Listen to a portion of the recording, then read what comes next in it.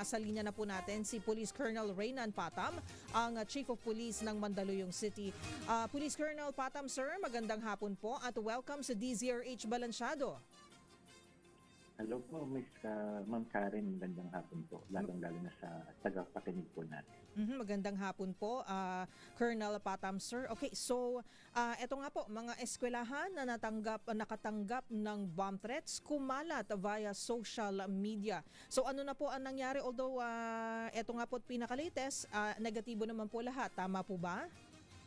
Opo, tama po, Ma'am Karen. Negatibo po after na mag-panel yung ating station EOD and K9 unit ay negatibo po sa bomb and IED po yung mga eskwelahan na nabanggit. Okay. So lately po napapansin natin na sunod-sunod po yung mga balita nga ng bomb threat and usually ay idinadaan ito sa social media.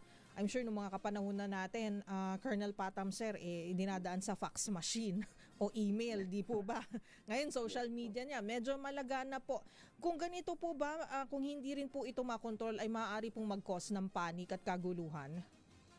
Tama po kayo, Ma'am Karen. Kapag mga ganito po, mga unverified po na mga threat at ipinost po sa social media, ay talaga naman po na magkakos po ito ng panic, ng alarm ng panic. Kaya po, pinapaalalahanan po natin yung ating mga tagapakinig, ating mga mamamayan na wag po agad-agad na mag-post po sa social media ng mga ganito po na mga threat. At kung sakasakali naman po na meron po na magpasa sa kanila, wag kalmado lang po, i-screenshot po at i-report po agad sa pinakamalapit na police station or sa cybercrime group at sa 911 po.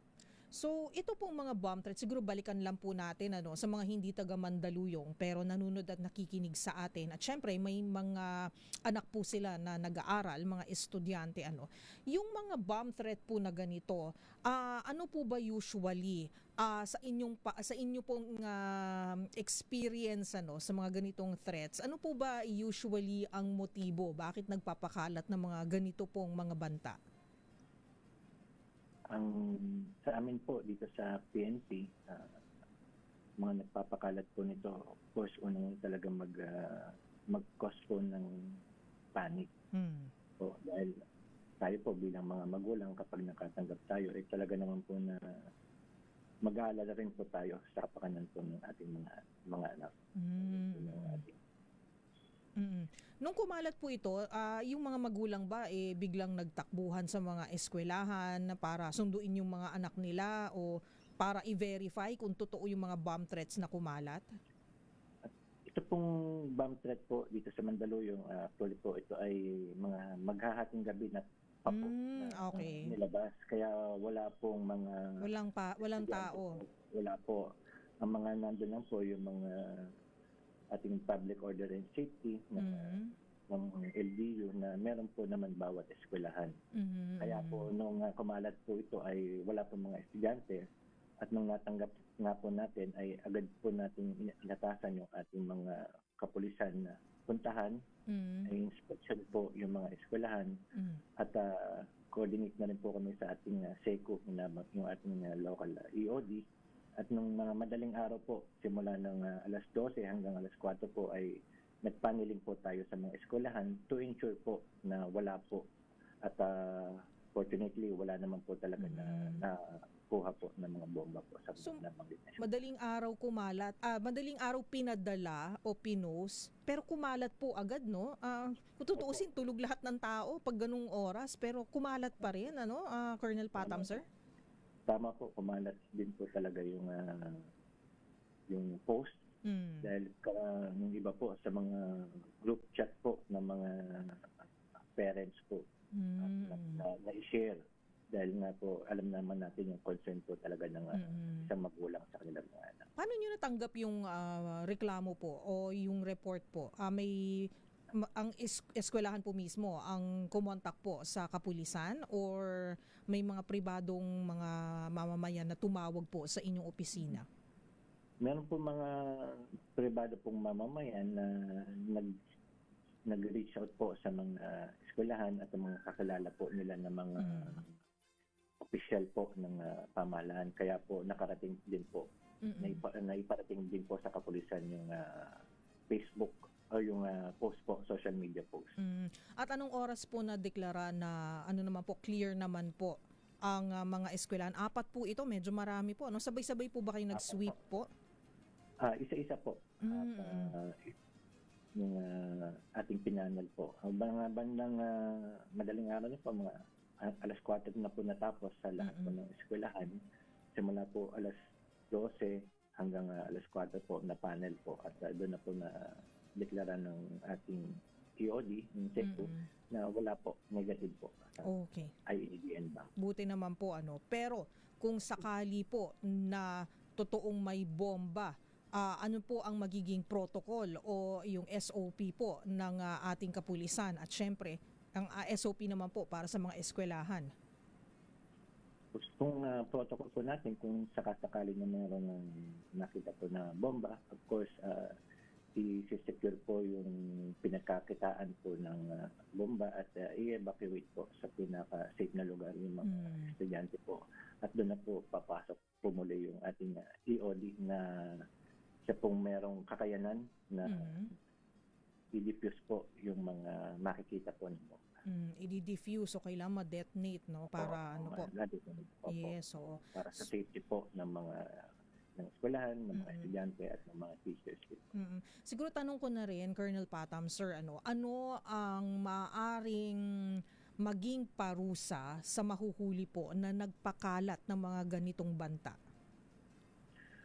Yung mga pwede po natin na ikaso sa kanila, yung violation po ng PD 1727, yung anti-bomb joke law. Tapos sa cybercrime naman po, dahil gumamit sila ng social media, yung violation po in relation sa RA 10175, yung po yung Cybercrime Prevention Act, na pwede po natin ikaso. Naku, pero paano kung minor de edad to? Paano kung estudyante? Yun naman po ulit. Pag minor de edad, yung pong child na batas po ang ating masusunod. Okay. So, susunod pa rin naman po tayo sa batas. Yun naman po ang pangunahin pong ating gagawin. Ano? Pero yun nga po, gusto lang siguro natin i-reiterate, Colonel Patam, na yung mga ganitong threats o banta ay may consequences, ika nga. Please explain nga po. Kasi baka akala nila, bomb joke, bomb threat, pero prank lang pala, no? Pero ano po ba ang negatibong consequence na ito? Katulad po sa inyong mga kapulisan, ano? Nag-sweep po kayo, ang tawag nyo po, ano pong tawag nyo dun sa operation? Para paneling po. Nag-paneling. Ilang oras nyo pong gagawin yan? Ilang tauhan po? Lahat po kasi ng sulok ng building, dahil wala naman po siyang binigay na specific na lugar. Buong eskwelahan po ay sinuyod po. Di ba? SECO. Opo. So ilang oras yan at ilang tao ang kailangan pumunta doon, di ba? Para gumawa nun. Yes po. Bukod po dun sa mga K9 dogs natin, of course, yung ating mga K9 personnel din po ay nag-conduct din po talaga ng patrol. So pag mahuli yung gumawa po niyan, syempre kailangan kasuhan din yan na syempre. Opo. Yung cause po sila talaga ng panic sa ating mga mamamayan. At saka yung resources po ng ating kapulisan, 'di ba? Kumbaga ginamit para sa safety, pero at the same time kumbaga napunta yung inyong atensyon, oras at resources sa ganitong bagay when you have other tasks and very important responsibilities din sa ibang lugar, kunyari sa Mandaluyong, di po ba? Opo. Sa PNP naman po, wala naman po kaming pinipili na responde, lalong-lalo na po at nakasalalay po yung safety ng mga mamamayan po natin. Wala pong pinipili kami. Tama-tama po at magwi-weekend na, so siguro makakapag-kumpuni kumbaga or kung makakapag-prepare ulit yung mga eskwelahan na ito sa Mandaluyong. Pero Colonel Patam, ano po ang ating paalala sa ating mga estudyante, sa mga nangangahas po na gayahin, ulitin, kasi Lately po napapansin natin medyo marami po ang nagpapakalat ng mga ganitong banta sa iba't ibang mga eskwelahan, hindi lang po sa Mandaluyong. Colonel Patam, sir. So, muli po, ang paalala po ng ating kapulisan ay in-encourage po natin naman yung mga mamamayan natin na maging vigilant. Kasi nga po, kung meron po silang ma-encounter ng mga ganitong post sa social media, is agad-agad po na i-report po sa cybercrime unit or sa pinakamalapit po na police station para po maaksyonan. At muli po, wag po agad sila na magpapanik po. At kailangan po natin na kalmado lamang po ang bawat isa. At paalala rin, Colonel, pagka kayo po ay nakasuhan at napatunayang guilty, ay may kulong po ba yan? Po na parusa ang magbabiolate po ng mga nabanggit ko po na batas po. Ayan, okay. Thank you very much, Colonel. Napakakalmado nyo. At dapat ganun din po yung ating mga kababayan dyan sa Mandaluyong at lalo na sa 4 na high schools po na naging kumbaga target nitong bomb threat. So congratulations po, Colonel Patam. A job well done and sana po ay hindi na nga maulit ito. Thank you, sir. Maraming salamat po sa oras na ibinigay nyo po sa ating programa. Opo, maraming salamat din po, Ma'am Karen. Atin po ang hepe ng Mandaluyong City Police, si Police Colonel Reyna Patam.